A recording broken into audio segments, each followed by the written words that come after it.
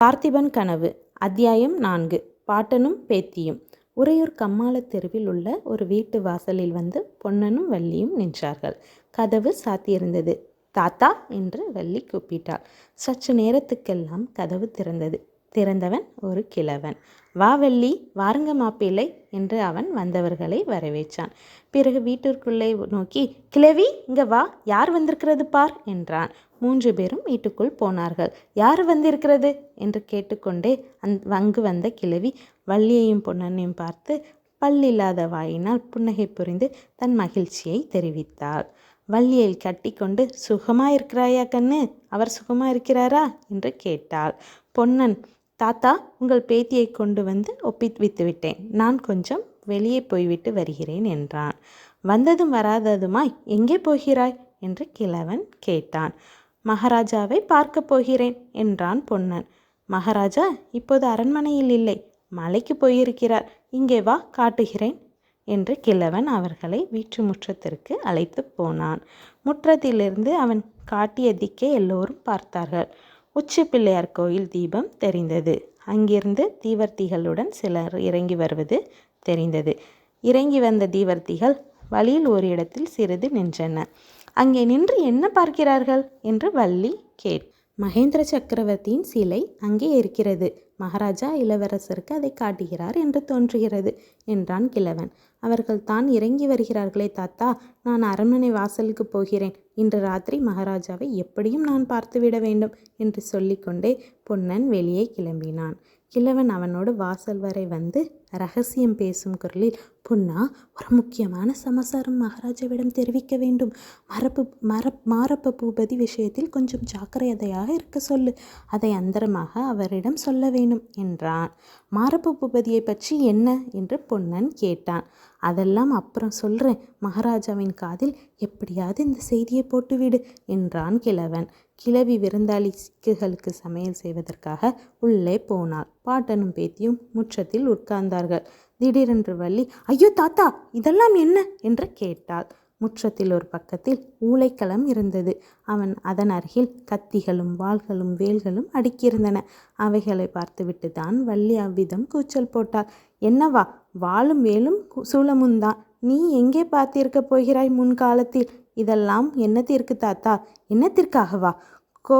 கோவிலில் வைத்து தூப தீபம் காட்டி கன்னத்தில் போட்டுக்கொள்வதற்காக தான்.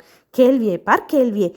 தேங்காய் குலை சாய்ப்பது போல் எதிரிகளின் தலைகளை வெட்டி சாய்ப்பதற்கு வாள், பகைவர்களின் வயிற்றை குத்தி கிழித்து குடலை எடுத்து மாலை போட்டுக்கொள்வதற்கு வேல். தெரிந்ததா? ஐயையோ, பயமா இருக்கிறதே என்று வள்ளி கூவினான். இன்னும் கொஞ்ச நாள் போனால் இந்த நாட்டு ஆண் பிள்ளைகள் கூட உன்னை போலத்தான் ஆகிவிடுவார்கள். வாளையும் வேலையும் கொண்டு என்ன செய்கிறது என்று கேட்க ஆரம்பித்து விடுவார்கள். வள்ளி, இந்த கேள்வி என்னுடைய பாட்டன் முப்பாட்டன் காலங்களில் எல்லாம் எப்படி தெரியுமா? அப்போது கொள்ளுப்பட்டறையில் எல்லாரும் வாளும் வேலும் சூலமும் செய்த வண்ணமாய் இருப்பார்களாம். ஒவ்வொரு பட்டணத்திலும் கம்மாளத் தெருதான் எப்போதும் ஜெய் ஜெய் என்று இருக்குமாம். ராஜாக்களும் ராஜகுமாரர்களும் சேனாதிபதிகளும் கம்மாளனை தேடி வந்து கொண்டிருப்பார்களாம். என் அப்பன் காலத்திலேயே இதெல்லாம் போய்விட்டது. வாழை கொள்ளை அறிவாள்களும் வண்டிக்கு கடையாணிகளும் வண்டி மாட்டுக்கு தார்குச்சிகளும் செய்து கம்மாளன் வயிற்று வளர்த்துக்கும்படி ஆகிவிட்டது. என் வயதில் இப்போது தான் நான் வாளையும் வேலையும் கண்ணால் பார்க்கிறேன். ஆஹா, இந்த கைகளில் மட்டும் முன்னை போல வலுவிருந்திருந்தால் 20 வருஷத்துக்கு முன்னாலே இந்த போர் யுத்தம் வந்திருக்க கூடாதா?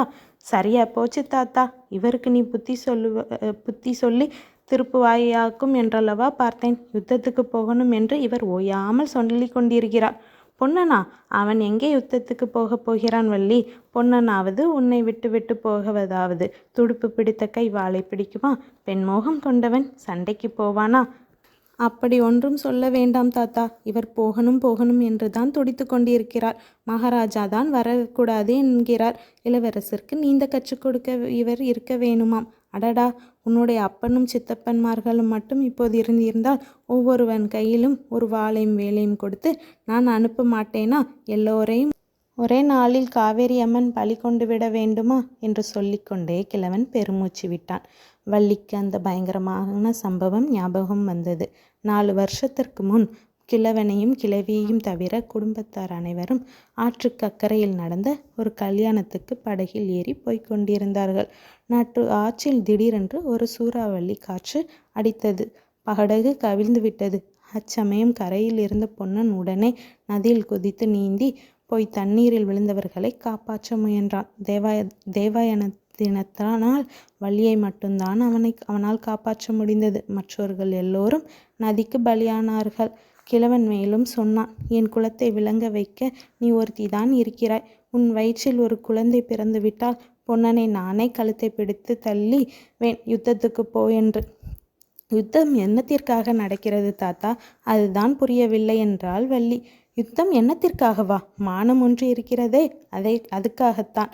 எருது கொடிக்கு புலிக்கொடி தாழ்ந்து போகலாமா? தொண்டை நாட்டு சோழ நாடு பணிந்து போகிறதா? அந்த அவமானத்தை போக்குவதற்காகத்தான். எருது கொடி யாருடையது? இது தெரியாதா உனக்கு? எருது கொடி காஞ்சி பல்லவ ராஜாவினுடையது. சிங்கக்கொடி என்று சொல்லு. இல்லை, எருது கொடிதான். நான் இன்றைக்கும் பார்த்தேன் தாத்தா. தூதர்களின் கொடியில் சிங்கம்தான் போற்றியிருந்தது.